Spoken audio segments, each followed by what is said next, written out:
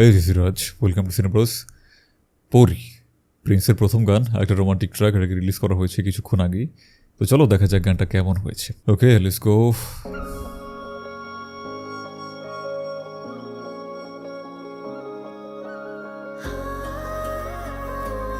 দারুণ লাগতেছে শাকিব খানকে। লোকেশন সেই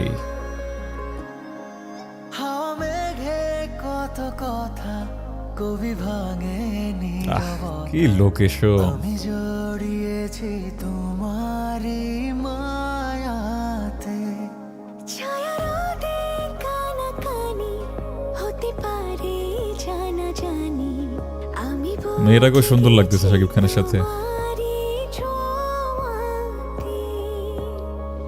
ভালোবেসে ফেলেছি, জানি না তো কি করি, পলক তো আর পড়ে না।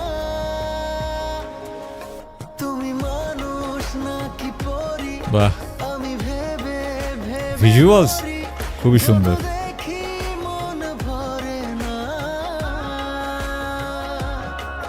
তুমি মানুষ নাকি পরি, আমি ভেবে ভেবে মরি, যত দেখি চোখ সরে না।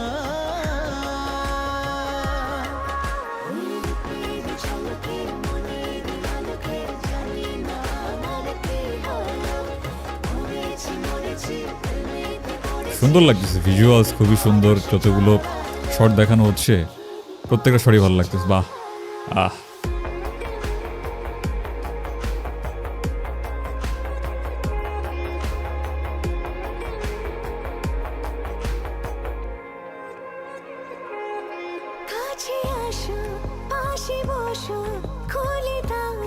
ওকে, লিপসিঙ্ক হচ্ছে না এখানে, এই জিনিসটা তো চোখে পড়ার মতো।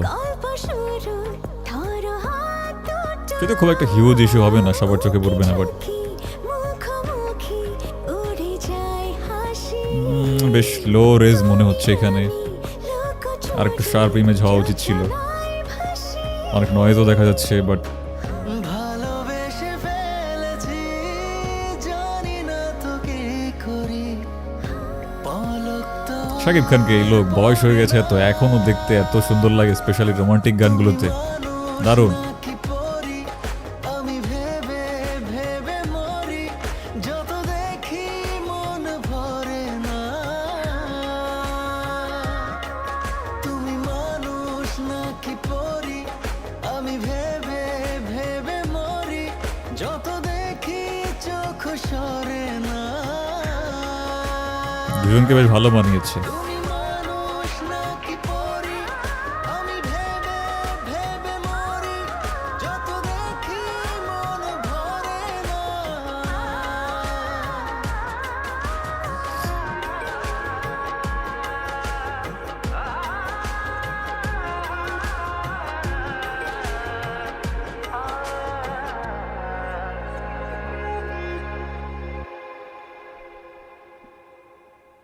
খারাপ না, গানটা যে বিশাল ভালো লেগেছে সেটা বলা যাচ্ছে না, বাট খারাপও লাগেনি শুনতে।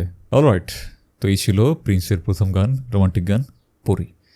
তো গানটা ইমরান গেয়েছে, এখন তো রোমান্টিক গান মানেই ইমরান, যেটা হয়ে গেছে আর কি। ভালো লেগেছে, একেবারে খারাপ লাগেনি। আই মিন যে আমি বারবার শুনবো সেরকম না, বিশাল কিছু মনে হয়নি, বাট খারাপ লাগেনি, অড লাগেনি শুনতে। এখন যেটা হয় যে অধিকাংশ গানের ক্ষেত্রে একটু বেমানান মনে হয়, বাট এই গানটার ক্ষেত্রে সেটা একেবারেই মনে হয়নি। এর একটা প্রধান কারণ হতে পারে গানের যে ভিজুয়ালস, মানে অডিওতে কি হচ্ছে না হচ্ছে সেটা দেখার থেকে মানুষ মনে হয় যে বেশি ভিজুয়ালসই মেতে থাকবে। এত চমৎকার লোকেশন, রাজস্থানের লোকেশনের পাশাপাশি শাকিব খানকে দেখতে এত সুন্দর লাগছে, নায়িকাকে তার সাথে এত ভালো মানিয়েছে। সো ভিজুয়াল নিয়ে মানুষ এত বেশি মেতে থাকবে যে অডিওর দিকে অত বেশি খেয়াল করার সুযোগ হয়তো অনেকেই পাবে না। বাট স্টিল মোটামুটি বেশ ভালো হয়েছে। অ্যাটলিস্ট টিজারটা যেই লেভেলে আমাদেরকে নামিয়ে নিয়েছিল আমাদের এক্সপেকটেশন, সেখান থেকে কিছুটা তো আপ করতে পারছে, এটাই অনেক। আর যেটা বলতে চাচ্ছি সেটা হচ্ছে যে শাকিব খানের যে কস্টিউম, ভিডিওটা একটা 90s স্টোরি লাইন ছিল, রাইট? তো কস্টিউম দেখে অনেকটাই মডার্ন মনে হচ্ছে আমার। এটা ঠিক একেবারে 90s মতো আমার কাছে লাগছে না। কিছু কিছু জায়গায় ইস্যু আমি দেখতে পেলাম, যে লিপসিঙ্কের ইস্যু রয়েছে, আরও কিছু ইস্যু। এগুলো নিয়ে আমি ডিটেলে কথা বলবো যখন আমার মেইন চ্যানেলের যে রিভিউটা আসবে সেখানে। এই রিয়াকশন ভিডিওর মধ্যে এর থেকে ডিটেলে আমি আর কথা বলবো না। আর ঈদের বাকি রয়েছে মাত্র 2-1 দিন। এখন প্রথম গান রিলিজ করলো, বিশাল ব্যাপার। মানে যে দিশে যে এই জন্যই তো তাদেরকে ধন্যবাদ দেওয়া উচিত, তাই না? যদি বলতো যে দিমো না, একবারে হলে গিয়ে দেখবা, কিছু করার ছিল আমাদের, কিচ্ছু করতে পারতাম না, তো দিয়েছেন ভাই, অসংখ্য ধন্যবাদ, অনেক বড় দয়া করছেন, উই আর গ্রেটফুল।